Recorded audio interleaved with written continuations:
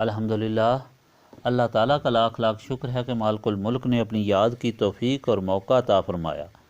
لاکھوں اور کروڑوں درود حضرت محمد مصطفیٰ صلی اللہ علیہ وآلہ وسلم پر، جن کے طفیل مالک الملک نے یہ مہربانی عطا فرمائی۔ سامعین کرام، اللہ تعالیٰ نے قرآن پاک میں ارشاد فرمایا، اعوذ باللہ من الشیطان الرجیم، بسم اللہ الرحمن الرحیم۔ اور یاد کرو جب نکالا آپ کے رب نے بنی آدم کی پشتوں سے ان کی اولاد کو اور گواہ بنا دیا خود ان کو ان کے نفسوں پر، کیا نہیں ہوں میں تمہارا رب؟ سب نے کہا بے شک تو ہی ہمارا رب ہے۔ اور ہم نے گواہی دی کہ کہو روز حشر کہ ہم تو اس سے بے خبر تھے، کہو کہ شرک تو صرف ہمارے باپ دادا نے کیا تھا پہلے، اور ہم تو تھے ان کی اولاد ان کے بعد، کیا تم ہم کو ہلاک کرتے ہو؟ جو کیا تھا باطل پرستوں نے، اور اسی طرح ہم مفصل بیان کرتے ہیں نشانیاں تاکہ وہ باز آ جائیں۔ پچھلی مرتبہ کے فرمان الہی میں اللہ تعالیٰ نے فرمایا کہ بنی اسرائیل کو کئی گروہ میں تقسیم کیا تھا۔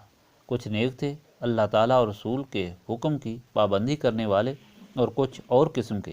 اللہ تعالیٰ نے فرمایا انہیں لوگوں کی اولاد ان سے بھی زیادہ گمراہ نکلی کہ اللہ تعالیٰ کی یاد کو فروخت کرنا شروع کیا، یعنی لوگوں سے رشوت لے کر ان کی مرضی کے مطابق فتویٰ دیتے۔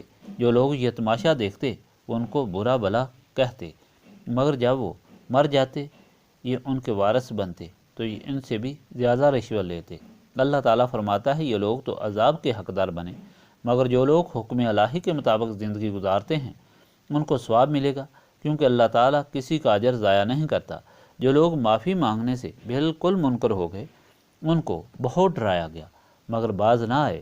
آخر جبرائیل نے کوہ طور کو ان کے سروں پر کھڑا کر دیا جس طرح سائبان ہوتا ہے، اور حکم ہوا اب اگر توبہ نہیں کرتے تو یہ تمہارے سر پر گرایا جائے گا۔ پھر یہ لوگ ڈرے اور سجدے میں معافی کے لیے گرے، مگر سجدہ بائیں رخسار کے بل کیا۔ اب بھی یہودی سجدہ اسی طرح کرتے ہیں کہ ہم کو معافی اسی طرح ملی تھی۔ آج کا فرمان بھی ساری مخلوق کے لیے ہدایت ہے کہ اللہ تعالیٰ ہر آنے والی چیز کو جانتا ہے۔ یہ لوگ جو گمراہ ہونے والے ہیں یہ ضرور حشر کے دن اعتراض کرتے کہ اے اللہ تعالیٰ ہمارا کیا قصور ہے، ہم تو بت پرستوں کے گھر پیدا ہوئے ہیں، وہی کرتے رہے جو اپنے آباء و اجداد کو کرتے دیکھا۔ ان کے اس اعتراض کا اللہ تعالیٰ نے پہلے ہی جواب دے دیا۔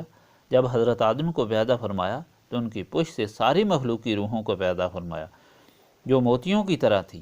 پھر سب سے پوچھا کہ کیا میں تمہارا رب ہوں؟ سب نے جواب دیا کہ بے شک اے اللہ تعالیٰ تو ہمارا رب ہے۔ اب جو ہر آدمی کا ضمیر ہے جو اچھائی کی طرف انسان کی رہنمائی کرتا ہے، یہ اسی عہد کی یاد کی دل میں موجودگی ہے۔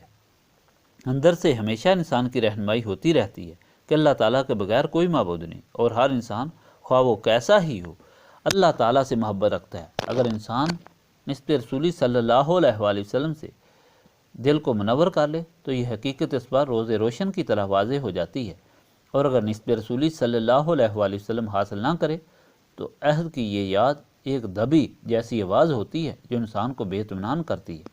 اس لیے نسبت رسولی صلی اللہ علیہ وآلہ وسلم ضروری ہے تاکہ انسان کے دل کی اچھائی نمایاں ہو کر انسان کی رہنمائی کرے۔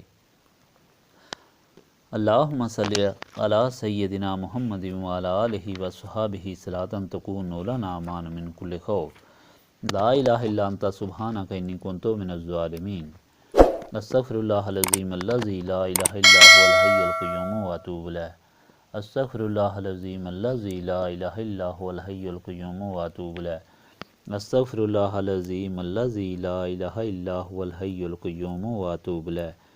ربنا تقبل منا انک انت السمیع العلیم وتب علینا انک انت التواب الرحیم۔